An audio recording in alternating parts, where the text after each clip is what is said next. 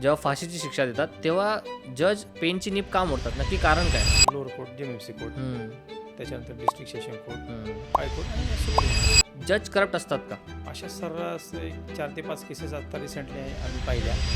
Section 106 आणि section 105 या दोघांमध्ये काय डिफरन्स आहे आणि कोणत्या केसेसमध्ये कोणते सेक्शन लावले जातात? एखादा वकील किती पैसे कमवतो?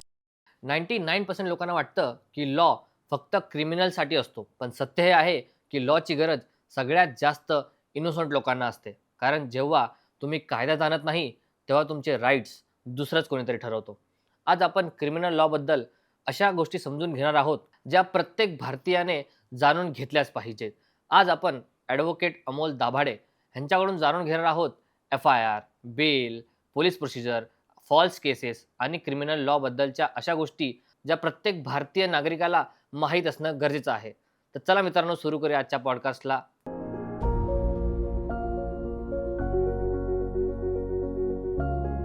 सर, एखाद्या विक्टीमसोबत जर काही चुकीचं घडलं तर अशा सिच्युएशनमध्ये विक्टीम आपली केस स्ट्रॉंग करण्यासाठी सर्वात जास्त कुणाकडे त्याने धाव घेतली पाहिजे, वकिलांकडे की पोलिसांकडे? विक्टीमच्या बाबत एखादा गुन्हा त्याच्याविरोधात घडला तर अशा परिस्थितीने जवळच्या एखाद्या वकिलांचा सल्ला घेतला पाहिजे की असा जो माझ्यावरती अशा प्रकारचा जो इन्सिडेंट झाला आहे त्या आधारे मला माझी केस तितकी माझा एव्हिडन्स जो आहे तो अधिकाधिक मजबूत करण्याकरता त्यांनी जर त्या वकिलांचा प्रॉपरचा सल्ला घेतला तर कदाचित त्या केसमध्ये अजून त्याच्यात येऊ शकते आणि ती केस थोडी स्ट्रॉंगही होऊ शकते. त्यामुळं बिफोर रजिस्टर FIR रजिस्टर करण्यापूर्वी त्यांनी जर अशा वकिलांचे जर सल्ले घेतले तर ती केस अधिक स्ट्रॉंग होऊ शकते अजून. कारण की काही रेप केसेस असतात तर त्याच्यामध्ये मेडिकल एव्हिडन्स खूप महत्त्वाचा असतो. पहिले 24 आवर्स खूप महत्त्वाचे असतात. बरोबर. तर मग अशा केसेसमध्ये जर लेट झाला तर काय होईल? कारण की मग पोलिसांकडे गेलं पाहिजे की वकिलांकडे गेलं पाहिजे? मग अशा केसमध्ये काय आहे की बाबा वकिलांमार्फत जर पोलीस स्टेशनला धाव घेतली आणि केस ही इन्सिडेंट झाल्यापासून तास ते 2 तासापर्यंत 5 तासापर्यंत रजिस्टर केली त्या पद्धतीत FIR रजिस्टर झाल्यानंतरनं इमिडिएटली जर मेडिकल केलं तर 24 आवर्सच्या आत जर मेडिकल झालं तर त्या केसेसमध्ये ते स्ट्रॉंगनेस येऊ शकतो. 24 आवर्स नंतरून मेडिकल तितकं स्ट्रॉंग येणार नाही, तितकी ती केस ही फिट होणार नाही. न्यायाच्या दृष्टीने ती केस तितकी फिट चालणार नाही. बरोबर. त्यामुळं अशा वेळेस इन्सिडेंट जर घडला 24 आवर्समध्ये FIR देणं गरजेचं आहे आणि 24 आवर्समध्ये मेडिकलही होणं गरजेचं आहे. आणि मग समजा फॉर एक्झाम्पल क्रिमिनलने जर काही गुन्हा केला आणि त्याला नंतर रिअलायझेशन झालं की मी काहीतरी माझ्या हातातून चुकीचं घडलं आहे, तर मग आपली केस थोडीशी लूज करण्यासाठी, आपली शिक्षा कमी करण्यासाठी क्रिमिनल असे कोणते स्टेप्स घेऊ शकतात ज्याने त्याची केस थोडीशी स्ट्रॉंग नाही होणार, थोडी वीक होऊन जाईल? क्रिमिनल्सला तसं करता येणार नाही, कारण ज्यावेळेस साक्षीपुरावा रेकॉर्डवरती येत असतो त्यावेळेस त्या वकिलांनी ती जी पद्धतीची केस आहे ती कोणत्या पद्धतीने टॅकल करता येईल. समजा एखाद्या केसमध्ये 10 वर्षापर्यंत पनिशमेंट असू शकते, अप टू 10 इयर्सपर्यंत. तर तितक्या जोखमीची ती केस आहे का? तितक्या प्रकारच्या समजा एखादी 307 झाला आहे त्या प्रकारच्या त्याला ज्या इंजुरी झालेल्या आहेत त्या इंजुरी त्या वेपन्स असतील किंवा जे काही त्याचे इन्स्ट्रुमेंटल असतील त्यांनी त्या पॉसिबिलिटी आहे का? किंवा अशा पद्धतीने आम्ही डिफेन्स करत असताना ज्यावेळेस डॉक्टर क्रॉस एक्झामिनेशनसाठी येत असतात, चीफ एक्झामिनेशनसाठी, त्यावेळेस आम्हाला जर काही ॲडमिशन्स मिळाले की बाबा नॉट टू पॉसिबल, ह्या वेपननी ती इंजुरी एवढी पॉसिबल नाही आहे, तर अशा परिस्थितीत जी आहे ती 10 वर्षी शिक्षा पनिशमेंट जी आहे ती 5 वर्षापर्यंत येऊ शकते सर्रास. म्हणजे की मेडिकलमध्ये जे प्रूव्ह होतं की समजा मेडिकल जर आपण डॉक्टरना काही क्वेश्चन्स विचारतो त्या क्वेश्चनच्या आधारे जर त्या गुन्ह्याची तीव्रता तेवढी नसेल ज्या गुन्ह्याची आणि वास्तविक पाहतात ज्या इंजुरीज आहेत त्या इंजुरीज एवढे जर डेंजरस इंजुरी नसतील तर अशा पद्धतीत ज्या काय आहेत त्या इंजुरी सर्टिफिकेटप्रमाणे त्या ठिकाणी कोर्ट ठरू शकतं की बाबा हा मॅक्झिमम 5 वर्षापर्यंत, म्हणजे 326वरती केस येऊ शकते, 307ची 326वरती इंजुरी येऊ शकते, अशाही प्रकारचे 324वरती येऊ शकते. सिम्पल्स इंजुरी असेल, ॲब्रेशन असेल, अशा प्रकारचे हे असतील इंजुरीज, तर अशा वेळेस ती केस 324पर्यंत पण येऊ शकते. 324बद्दल थोडी माहिती द्या. काय आहे, कुठला आहे हा लॉ? 324 जो आहे की बाबा 324 इन जनरली केसमध्ये काय किंवा ॲब्रेशन झालं, मग खर्चटले त्याला, पुढं ह्यानी मारहाण झाली काठीने वगैरे, त्या ज्या प्रकारच्या त्या इंजुरी आहेत त्या सिम्पल्स इंजुरीमध्ये ज्या येतात त्या अशा प्रकारच्या इंजुरीजमध्ये काय की 324चा हा गुन्हा दाखल होतो आरोपीवरती. आणि 307मध्ये 307मध्ये कसं आहे की एक वेपन जे असतं ते वेपन शार्पली जर असेल किंवा रॉड वगैरे असेल अशा प्रकारचे जे मग ते डिपेंड करतं ते इंजुरीवरती. 307 जेवढी डीप इंजुरी असेल जेवढ्या हार्ड इंजुरी असतील त्यावरती डिपेंड करतं. गनसुद्धा इन्क्लुडेड आहे का याच्यामध्ये? गन्स इन्क्लुडिंग बाबा धाक दाखवला की बाबा त्याचा मारण्याचाच प्रयत्न होता मला, अशा प्रकरणात गन्स येऊ शकतात. त्याचा मारण्याचा अटेम्प्ट टू मर्डर माझा मारण्याचा त्याचा उद्देश होता, अशा प्रकरणात गन्स येतात. Attempt to murder. मग अशा केसेसमध्ये कोणते सेक्शन लावतात त्याच्यावरती? 307 लावतात तो 307. IPC 307. एखाद्या गुन्हेगाराला जेव्हा जज शिक्षा देतात, जेव्हा फाशीची शिक्षा देतात, तेव्हा जज पेनची नीब का मोडतात? नक्की कारण काय? अशा केसमध्ये एक असं शास्त्र मानलं आहे की बाबा ज्या केसमध्ये ज्या आरोपीला शिक्षा झाली आहे ते जे ऑफिसर्स असतात म्हणजे जे जज असतात त्यांच्या हातून म्हणजे परत असा कुठलाही एखाद्या आरोपीचा किंवा एखादा भारतीय नागरिकाचा अशा प्रकारचा त्याच्यावरती वेळ येऊ नये, ह्या पाठीमध्ये एक सायंटिफिक रिझन आहे ते. म्हणून तो पेन पुन्हा परत चालू नये किंवा तो पेन पुन्हा वापरत येऊ नये. थोडक्यात आपण काय म्हणतो एखादी गोष्ट की अपशकुनी असते. हो, बरोबर. मग अशा प्रकरणात तो पेन जो आहे समजा एखादी वस्तू खराब आहे तर आपण काय करतो जनरली ती वस्तू टाकून देतो, वापरत नाही. अशा प्रकारे त्या पेनाने त्याचं जे काही भवितव्य असतं ते लिहिलेलं गेलेलं असतं आणि त्या लिहिलेल्या भवितव्यामुळं की बाबा असं कोणाच्या वाटेला येऊ नये हाच त्याचा मागचा इंटेन्शन आहे आणि त्यामुळं अशा प्रकरणामध्ये पेनाची नीप मोडली जाते जजमेंट दिल्यानंतर. सेक्शन 106 आणि सेक्शन 105 या दोघांमध्ये काय डिफरन्स आहे आणि कोणत्या केसेसमध्ये कोणते सेक्शन लावले जातात? सेक्शन्स 105 जो आपण बोलला की कॉझिंग टू डेथ नेग्लिजन्स जो ह्याच्यामध्ये ड्रायव्हिंग केसेसमध्ये जो लावला बरोबर, तो जुना ओल्ड IPC 304A होता तो. बरोबर. तर अशा केसमध्ये 106 जर पार्ट जो बघितला आपण 106 पार्ट 1 जो आहे ते त्या ठिकाणी किंवा डायरेक्ट इंटेन्शन आहे की याला मारायचा इंटेन्शन आहे अशा व्यवस्थित त्यांनी काय केलं असतं किंवा घटनास्थळाहून एखाद्याला गाडीने उडवले त्यांनी आणि तो त्या ठिकाणी घटनास्थळाहून फरार झाला आहे म्हणजे त्याला नॉलेज आहे त्या गोष्टीचं आणि त्याला इंटेन्शनही होतं. इंटेन्शनली त्यांनी ही गोष्ट केलेली आहे इंटेन्शनली म्हणून तो त्या घटनास्थळाहून फरार झाला अशा वेळी त्याला 106 खाली तो आरोपी होतो. कारण की पुणे पोर्शा केसमध्ये सुद्धा जजने त्या मुलावर 105 सेक्शन लावलं आहे, 106 नाही लावलं. नक्की कारण काय? 105 ॲक्च्युली तसं जर पाहिला तो सेक्शन त्या ठिकाणी 106 एक जो आहे किंवा सदस्य मनुष्यवधाचा तो गुन्हा आहे तो. बरोबर. अशा परिस्थितीत पोर्श कारने ॲक्सिडेंट करून ती कार त्या ठिकाणी निघून गेली, ती कार त्या ठिकाणी थांबली नाही. हिट अँड रन केसची झाली ती केस ती 105 त्यामध्ये काही ऑफेन्स आहे तो बेलेबल, त्यामध्ये बेलेबल ऑफेन्स आहे जो 304 पार्ट ए लागला असतो की त्याला पनिशमेंट फक्त 3 इयर्सपर्यंत दिली असते. अशा केसमध्ये जनरली हिट अँड रनमध्ये तो ज्यावेळेस पाहिला तर त्या ठिकाणी सेक्शन 106 एक जो आहे तो ॲप्लिकेबल होता, तो लागत होता. पण काही गोष्टी अशा असतात की ज्या ते बोलतात की नाक दाबल्याशिवाय तोंड उघडत नाही, अशा प्रकारच्या काही गोष्टी असतात. त्यामुळं काही केसमध्ये होते. सिस्टीम ही सिस्टीम असते, सिस्टीमला कुठं ना कुठं प्रेशराईज कुठं ना कुठं अडचणी द्यायचं काम होत असतं आणि त्यामुळं या अशा प्रकारचे गुन्हे रजिस्टर होतात. बरोबर. आणि आता सध्या पुणे पोर्शा केसमध्ये काय अपडेट आहेत? पुणे पोर्शच्या केसमध्ये सध्या अपडेट ते आता मॅटर जे चालणार ते आहे ते ॲक्च्युली ते लोअर कोर्टापुढे चालणार, JMFC कोर्टापुढे. अच्छा. 105 एक जो आहे 304 पार्ट ए जो आहे तो ट्रायबल बाय JMFC. त्यामुळं अशा परिस्थितीत जो ॲक्ट आहे तो लोअर कोर्टापुढे JMFC कोर्टापुढे तो ट्रायल चालणार. अजून जरी त्यात चार्जशीट सबमिटेड आहे, चार्जशीट सबमिट आहे, पण त्याच्यामध्ये कुठल्याही प्रकारचे अजून एव्हिडन्स अजून चालू झालेलं नाही, मॅटर अजून चार्जवरतीच आहे. कारण की त्यांचे जे वडील होते त्यांना बेल देण्यात आलेली होती, त्यांचे सुद्धा व्हिडिओसुद्धा व्हायरल झालेले. त्यासाठी मी तुम्हाला विचारलं की त्यांना बेल मिळाली तर नक्की न्याय मिळाला नाही अजूनपर्यंत त्या 2 जणांना ज्यांनी हिट केलं त्या पोराने. त्यामुळे सर 4.9 करोड केसेस लोअर कोर्टमध्ये पेंडिंग आहेत. नक्की प्रॉब्लेम काय? एवढे केस पेंडिंग का आहेत आपल्या लोअर कोर्टमध्ये? प्रायमापेक्षा जर पाहिलं तर दिवसेंदिवस क्राईमही वाढत आहेत. दुसरी गोष्ट काय आहेत की ज्या वाढत्या गुन्हे आहेत, वाढत्या ज्या तक्रारी आहेत, त्याच्यामुळं ज्या ठिकाणी ज्युडिशरी जेवढी कामामध्ये म्हणजे जेवढी तत्परता पाहिजे तेवढी तत्परता जर पाहण्याचं कारण म्हटलं तर त्या ठिकाणी तेवढे कोर्ट्स बसवणंही गरजेचं असतं. आता आमच्या न्यायालयाचं जर उदाहरण घ्यायचं म्हटलं वडगाव जिल्हा सत्र न्यायालयाचं, तर पूर्वी ज्यावेळेस आमची तो वडगाव जिल्हा सत्र न्यायालय आलं त्यावेळेस फक्त एकच कोर्ट दिलं होतं आम्हाला. कितीतरी आमच्यात 4 ते 5 हजार फाईल पेंडिंग्स होत्या आणि 4 ते 5 हजार फाईल्स पेंडिंग हे एका कोर्टाला शक्य नाही.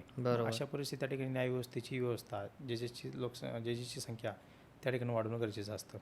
मग अशा परिस्थितीत जर खटले लवकरात लवकर निकाली काढायचे असतील तर त्या ठिकाणी न्यायव्यवस्था ही तेवढी सुपेरियर करावी लागते, तेवढीच ती न्यायव्यवस्था वाढवावी लागते. त्यामुळं हे पेंडन्सीचं प्रमाण राहणार नाही. 2013च्या निर्भया केसनंतर फास्ट ट्रॅक स्पेशल कोर्टची स्थापना करण्यात आली आणि जेव्हा असे रेप केसेस होतात अशा टायमामध्ये हे जे रेप केसेस आहेत ते या कोर्टामध्ये चालवले जातात, पण तरीही न्याय यायला 10 वर्ष वाट बघावी लागते. तर मग आपण कसं म्हणू शकतो की हा फास्ट ट्रॅक स्पेशल कोर्ट आहे म्हणून? फास्ट ट्रॅक कोर्ट जी कन्सेप्ट आहे ती आता रिसेंटली 7 ते 8 वर्षापासून चांगलीच गाजते. फास्ट ट्रॅक कोर्टात काय होतं की जनरली जे ठराविक मॅटर असतात, समजा मॅटर जे आहेत की बाबा समाजात ज्या मॅटर्समुळे दहशत निर्माण झाली आहे किंवा समाजात काही गोष्टीमुळं त्या जी चर्चा जी आहे की जी चर्चा मॅटर हॉटस्पॉट झालेला आहे, बरोबर, अशा परिस्थितीत जे मॅटर ते फास्ट ट्रॅक कोर्टाकडे सोपवलं. उदाहरण आता मगाशी आपण घेतलं की नसरापूरचं जे उदाहरण होतं, रिसेंटली त्या गुन्ह्याला मात्र ते 5 ते 6 महिने झाले असतील. अशा याच्यात कोर्टाने त्याला फाशीची शिक्षा ठोठावली. म्हणजे ह्या प्रकरणात काही जितकं मॅटर हॉटस्पॉट होईल त्या प्रकारे जर मॅटर बारकाईने पाहिला तर त्या केसेस ह्या फास्ट ट्रॅक कोर्टमध्ये चालवल्या जातात. आता आमच्या मावळातलं एक उदाहरण आहे, कोथुर्णी गावात एका मुलीचं ते हत्याकांड झालं होतं. ती मुलगी काहीतरी 5वी-6वीला होती.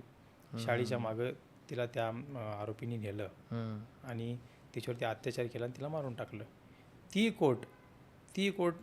ती केस इतक्या फास्ट ट्रॅकमध्ये चालली की 7 ते 8 महिन्याच्यात ती केस निघाली. मग त्यालाही शिक्षा झाली. त्या आरोपीला काय शिक्षा झाली नेमका?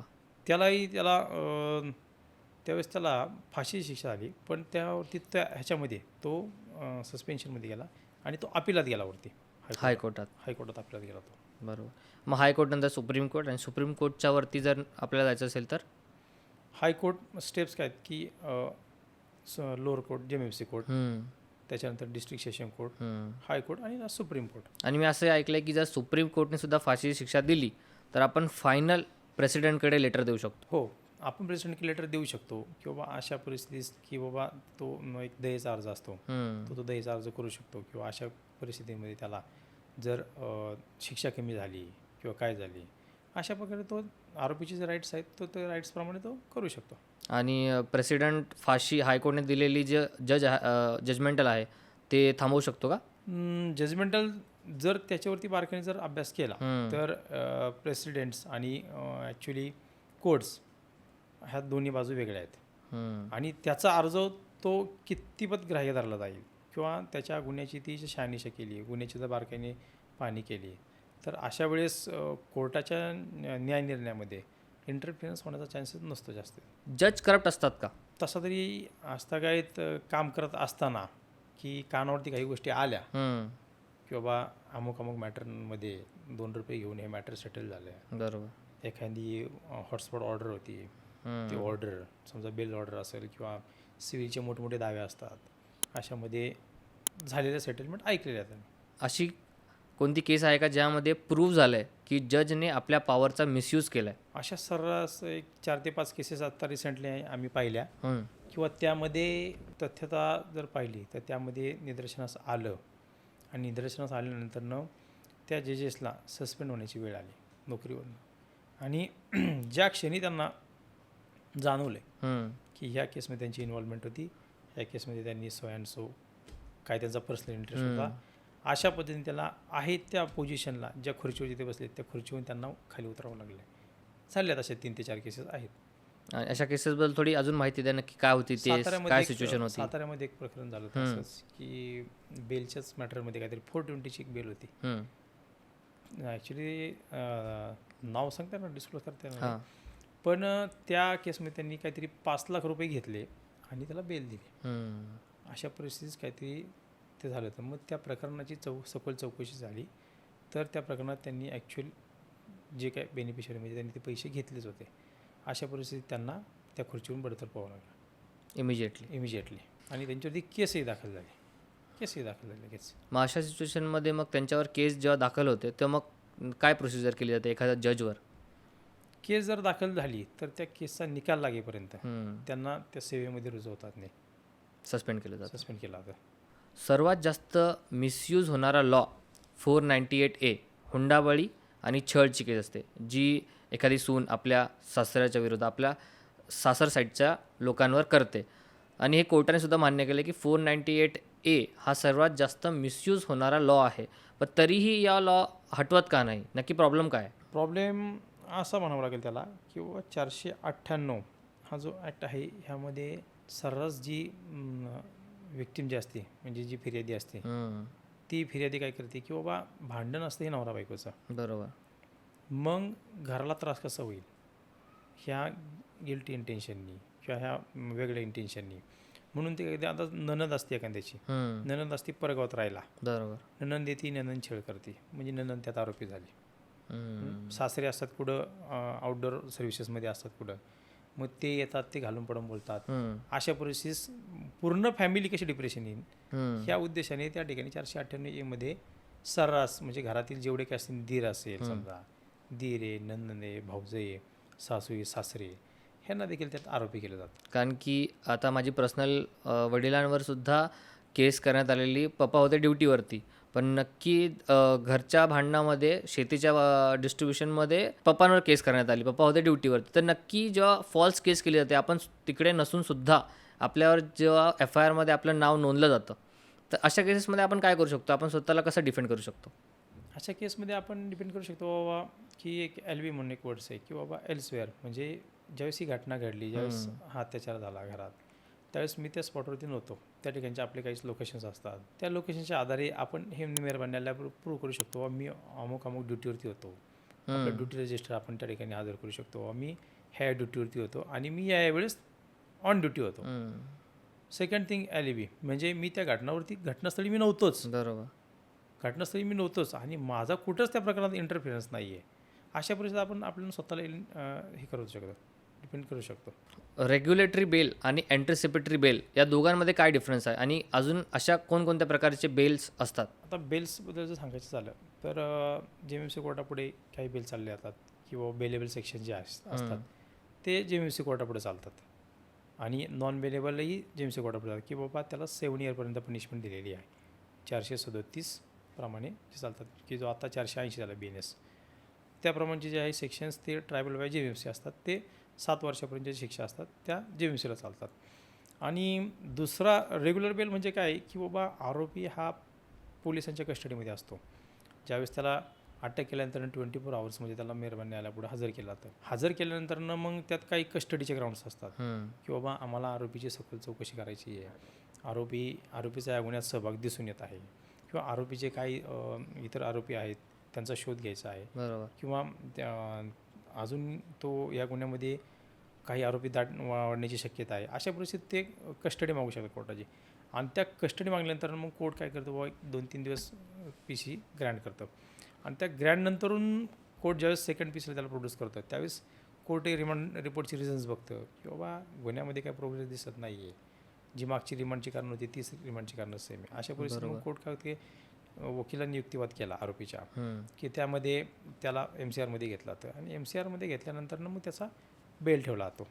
बेल आता हा लोअर कोर्टामुळे MCRमध्ये घेतलं तर अशा पद्धतीत जर सेम डे समजा आपण बेल ठेवला आहे, बेलवरती सेकॉल होतो, मग त्यात I1चा सेकॉल होतो, इन्व्हेस्टिगेशन मशिनरीचा आणि APPचा. अशा परिस्थितीत सेकॉल झाल्यानंतर मग त्याच्यावरती युक्तिवाद होतो आणि मग ऑर्डर होते, त्याला एक रेग्युलर बेल म्हणता येईल. आणि सेशनला एक जो बेल चालतो किंवा ऑफेन्स जर सिरियस असेल, समजा हाफ मर्डर आहे, किडनॅपिंग आहे, त्यानंतर रॉबरी वगैरे आहे, अशा प्रकारचे सिरियस जे गुन्हे असतील त्या प्रकरणात रेग्युलर बेल जो आहे तो म्हणजे लोअर JMMC कोर्टाला राईट नसतात अशा केसमध्ये. त्यामध्ये स्पेशलायझेशन ॲक्ट जे असतात, समजा पॉक्सो असेल, ॲट्रॉसिटी असेल, अशा वेळेस त्यांचं जे कस्टडी रिमांड जो होतं ते रिमांड हे वरती सेशनलाच होतं, लोअर कोर्टला ते राईट्स नसतात JMMC कोर्टाला. मग अशा परिस्थितीत तो आरोपी MCRमध्ये येतो, MCRमधून तो स्पेसिफिक जो जेल असतं ते जेल न्यायालयीन कोठडीत येतो. तो न्यायालयीन कोठडीत आल्यानंतर आपण मग त्याचा बेल ॲप्लिकेशन ठेवतो, त्याला रेग्युलर बेल, तो रेग्युलर बेल चालू होतो. आणि अँटिसिपेटरी बाबत सांगायचं झालं की बाबा एखादा गुन्हा आपल्यावरती रजिस्टर झाला आहे किंवा रजिस्टर होतो आहे, ह्याबाबत जर आपल्याला ॲप्रिहेन्शन आहे समजा किंवा माझ्यावरती गुन्हा रजिस्टर होऊ शकतो आहे किंवा मला यापूर्वी पोलिसांनी नोटीस दिलेली आहे की अमुक अमुक गुन्ह्याच्या चौकशी काय तुम्हाला यावं लागेल, आणि त्या ॲप्रिहेन्शन पोटी आपल्याला असं वाटलं की बाबा पोलीस मला आरोपी करू शकतात किंवा आपला रोल आपल्याला जो आरोपी ॲक्ट करतो त्याला तर माहीत असतं मी काय केलं आणि मी काय नाही केलं. बरोबर. अशा परिस्थितीला ॲप्रिहेन्शन असतं की मला अरेस्ट होऊ शकतो. त्यावेळेस अरेस्ट करायच्या आधी जर आपल्याला बेल हवी असेल तर ती अँटिसिपेटरी बेल असते. अँटिसिपेटरी. मग अशा वेळेस आपण जिल्हा स्तर न्यायालयाकडे एक bail application, interim bail application press करू शकतो की बाबा समजा आजच आपण इंटरिम ॲप्लिकेशन प्रेस केलं तर त्याच्यावरती इंटरिम प्रोटेक्शन लगेच भेटतं. मग अशा गुन्ह्यात आपण कोर्टालाही पटवून देणं गरजेचं आहे की बाबा मला इंटरिम प्रोटेक्शन का पाहिजे, गुन्ह्यात माझा रोल काय आहे, गुन्ह्यात माझ्याकडून कुठल्याही प्रकारची रिकव्हरी नाही, माझी कस्टडी इंट्रोगेशनची पोलिसांना आवश्यक आहे. अशा परिस्थितीत जर कोर्टाला योग्य वाटलं की बाबा हा क्लीन हँडनी मेहरबान न्यायालयापुढे आला आहे की ह्याच्या त्याचा स्पेसिफिकली रोल नाही आहे, एफ आय आर जर पाहिली तर स्पेसिफिकली रोल दिसत नाही, अशा परिस्थितीत कोर्ट इंटरिम प्रोटेक्शन देतं त्या आरोपीला, सेम डे त्याला इंटरिम प्रोटेक्शन भेटतं.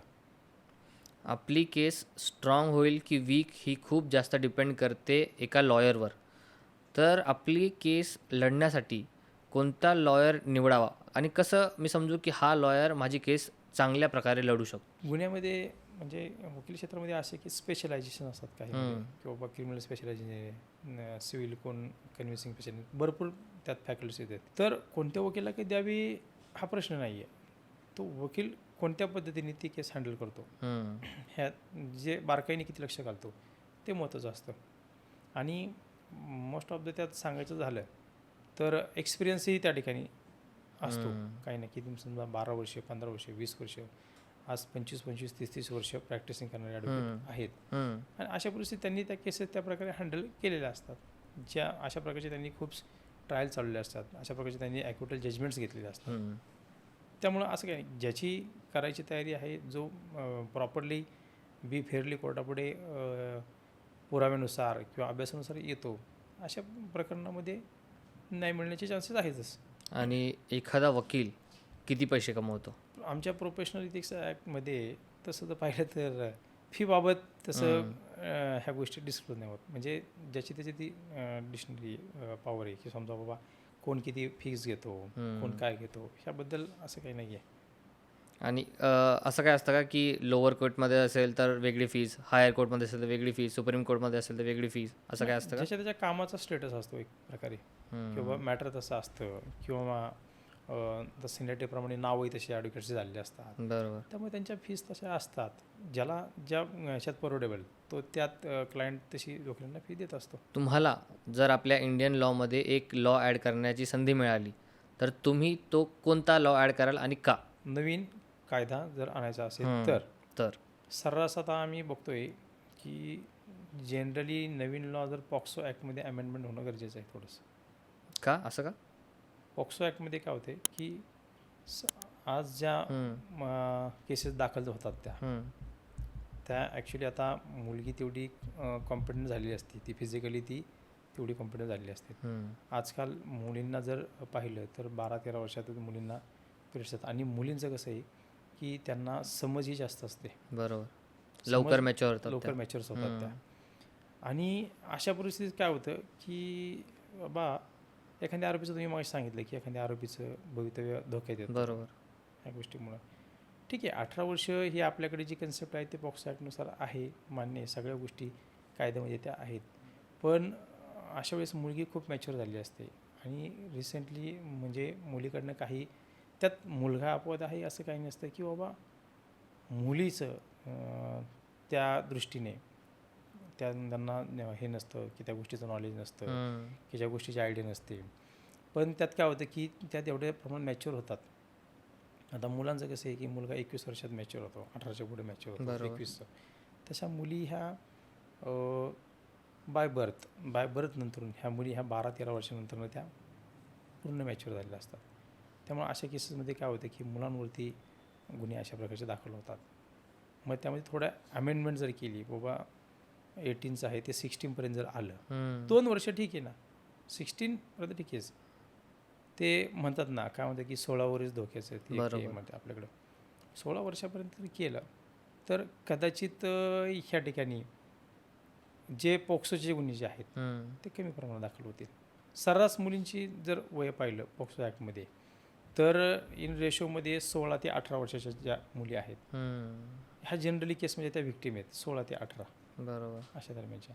त्यामुळे कायद्यात जर अमेंडमेंट करायची आहे तर मुलींचं वय जर 16पर्यंत केलं तर थोडासा हे होऊ शकतो. आणि समजा तुम्हाला एक लॉ काही काढायचा असेल तर तो लॉ कोणता असेल?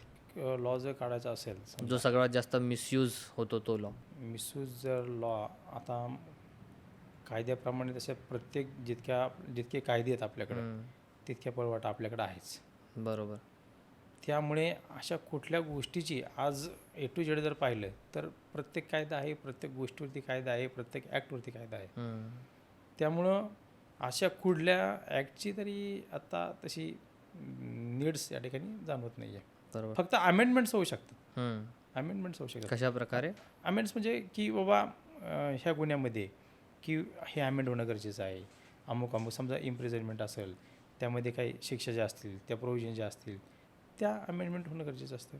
आणि आत्ताच रिसेंटली वकिलांवरती जे हल्ले होतात वकिलांवरती त्यावरती एक कायदा अधिवक्ता म्हणजे आत्ताच जुलैमध्ये त्या बिल पास झाले. त्या जे बिल त्याचा स्पेसिफिकली जर ॲक्ट आला एक वकिलांसाठी तर तो आमच्यासाठी फायदेशीर ठरू शकतो. कारण कसं होतं केसेस लढत असताना केसेस चालवत असताना वकिलांवरती काही हल्ले होतात की बाबा आता कसं असतं एखाद्या गुन्ह्यामध्ये आपण एखाद्या आरोपीला प्रोटेक्ट करत असतो. बरोबर. आणि एखादा फिर्यादी हा देखील आरोपीच असतो.